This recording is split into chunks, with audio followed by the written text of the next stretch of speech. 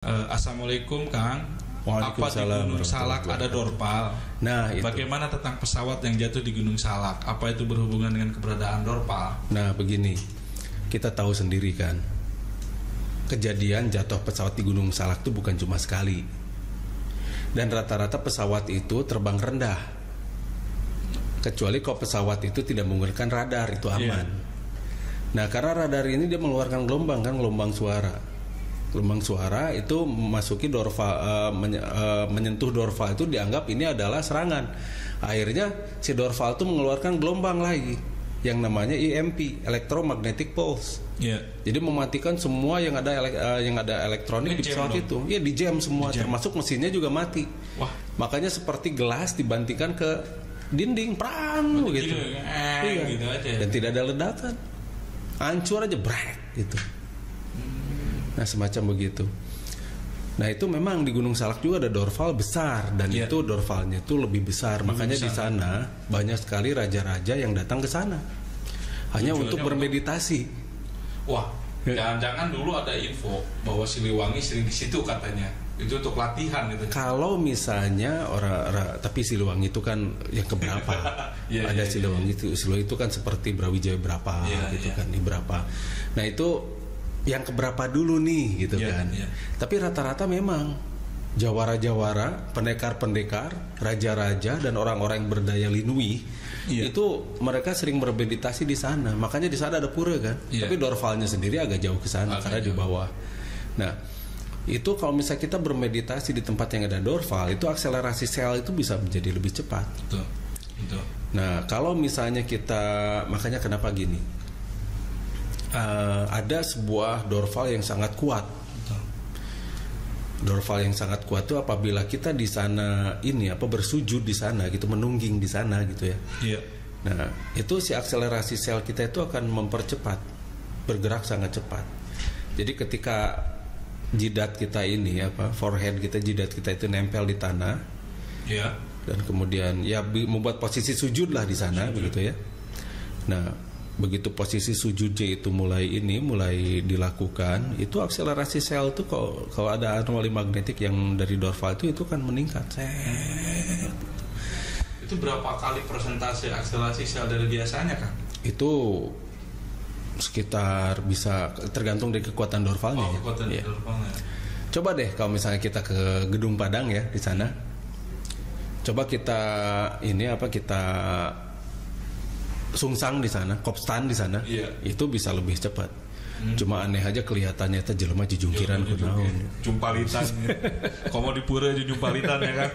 Apa-apaan itu tuh. Kenapa Pulau Bali itu ada sesuatu yang istimewa katanya? Iya. Itu ada apa Kang sebenarnya? Nah, begini. Di Pulau Bali itu, makanya dinamakan Bali, itu berarti plasenta ya. Berarti dia itu titik. Di Pulau Bali itu titik dari Nusantara ini. Jadi kalau Bali tenggelam, semua tenggelam. Wow. Makanya kenapa di Bali itu dipertahankan. Makanya kenapa pula di Bali itu banyak sekali dorval, karena itu sangat rentan. Pulau Bali itu di bawahnya itu rongga. Kayak akar mungkin kan ya? Iya. Jadi rongganya banyak, tapi itu berhubungan dengan kaki-kaki benua yang ada di Nusantara ini. Nah, jadi makanya di sana banyak dorval. Makanya orang tuh kalau ke Bali pengen balik lagi ke sana. Balik lagi. Seneng gitu ya kembali. Balik lagi. Di sana ada nggak kan dorpal katanya? Ya pastilah. Ada juga. Pasti. Cuma di mananya kita belum survei. Tapi pasti ada. Karena tiap pulau itu pasti ada. Berapa banyak itu harus disurvei lagi. Nah, itu memang dorval tuh bisa ada di mana-mana. Tergantung dari tempatnya, termasuk di Australia, di Amerika, di mana-mana juga ada. Dan yang namanya dorval ini, itu sekali lagi itu adalah teknologi yang sangat luar biasa. Kang, terkait tadi penjelasan Akang sebentar tentang sujud di sebuah tempat yang sangat besar dorvalnya itu, apa boleh saya tebak Kang itu adalah Mekah Kang? Nah, begini. Kalau Mekah itu beda ya. Kalau dorval yang sangat besar itu di Madinah. Oh, di Madinah ya? Di Madinah itu di Masjid Nabawi. Itu letaknya di mana pasnya itu Kang? Nah, itu waktu di Masjid Nabawi itu ada yang namanya Raudhah ya. Oh, di Raudhah itu. Raudhah ya. Nah kita kan ke sana waktu itu sampai diusir sama askar waktu itu, kita ke sana bawa-bawa bulis ya. Ya kita ke sana ke dalam, masuk ke Masjid Nabawi. Dari sana kita bawa kompas, lalu bawa kamera gede-gede buat ngeliatin itu, langsung askar-askar mengusir. Karena ternyata bukan di karpet hijaunya itu yang namanya radiasi tinggi. Dulu berdasarkan riwayat itu Rasulullah menyuruh ini unta kan, unta. Betul. Unta, sebetulnya Rasulullah sendiri sudah tahu di sana itu ada Dorval gitu kan. Makanya kenapa beliau memilih membuat rumah di sana di atas, tepat di atas Dorval itu kan. Raudhah. Iya. Makanya taman surga disebutnya Raudhah. Raudhah itu taman surga. Nah itu jadi ternyata bukan di karpet hijau itu. Waktu kita cek anomali magnetik ternyata di luar karpet hijau itu. Makanya kita tidak ada saingan waktu itu. Mau lompongnya kan? Senang aja kita. Jadi kita sujud di situ.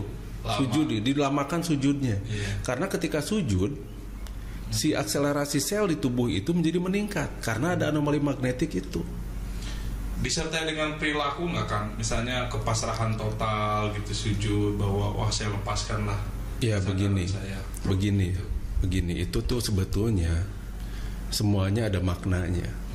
Ketika yang namanya sujud, yang namanya ruku, atau misalnya di agama lain ada kenapa membakar dupa dan sebagainya, itu sebetulnya semuanya itu adalah simbol.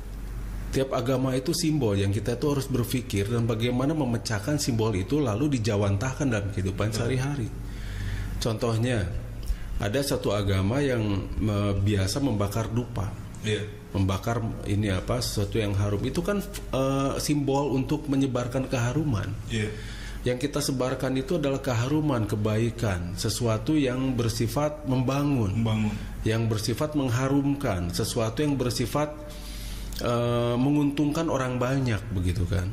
Berarti amal kan di sana itu. Betul. Tapi ini hanya sebatas ritual saja, tanpa spiritual ya percuma. Cuma ya. Nah terus ada dia ini apa di Islam misalnya, ini kan agama kita Islam. Nah misalnya di Islam tuh ada ruku, ada sujud. Nah kenapa ruku kita itu harus menghadap ke Mekah? Iya Mekah. Kiblat itu kan arah ya. Kiblat itu adalah arah yang menjadi acuan standar. Kiblat itu artinya arah, arah yang menjadi acuan standar. Betul. Nah, kenapa harus ke Makkah? Memangnya kita menyembah itu yang namanya Ka'bah, batu? Iya, tidak, kita tidak menyembah batu. Di sana itu ada asteroid besar 66,8 juta tahun yang lalu itu Jazirah Arab itu dihantam oleh asteroid yang dulu memusnahkan dinosaurus. Dulu itu di sana subur sekali. Dan banyak sekali dinosaurus, makanya kenapa di Arab itu Jazirah Arab banyak minyak kan di sana. Betul. Nah minyak itu kan dari fosil. Nah begitu dihantam oleh asteroid yang sangat besar itu, permukaan planet bumi ini hancur, lebur, berantakan, semuanya jadi rata, gundul, dan kemudian tanah kebalik, semuanya terkubur. Kering ya. Ya kering itu jatuhnya, makanya dikatakan makra. Makra. Jadi makra itu matahari kecil. Nah itu menghantam di sana, jebret, hancur semua. Dan satu lagi ada lagi di Takra. Takra itu di Cina di sana. Makanya di sana ada gurun yang namanya Takla. Nggak bisa ngomong R bener. Iya susah. Jadi Takla. Ya pelok kan mereka tuh susah ngomong R, orang-orang sana kan. Susah sekali ngomong R. Jadi bukan disebut Takra, jadi Takla gitu kan. Nah kalau misalnya orang Jepang susah ngomong L. Jadi ya itulah Bagero. Karakternya sama ya. Iya. Masyarakat antara di Makra dengan Takla itu artinya secara perilaku gitu. Iya. Nah terus begitu hancur di sana. Kemudian makanya lihat kota Mekah itu kan seperti parabola tuh. Pinggir-pinggirnya itu mencuat gitu kan. Ada di tengahnya itu seperti kota Bandung lah, parabola semacam itu. Nah itu titik pusat dari radiasinya itu yang sekarang dikenal dengan Ka'bah, di Ka'bah itu. Makanya yang pertama kali mengurusin Ka'bah itu, mengurusi yang ada itu ya Adam. Betul. Adam itu yang pertama kali, terus turun temurun gitu terus.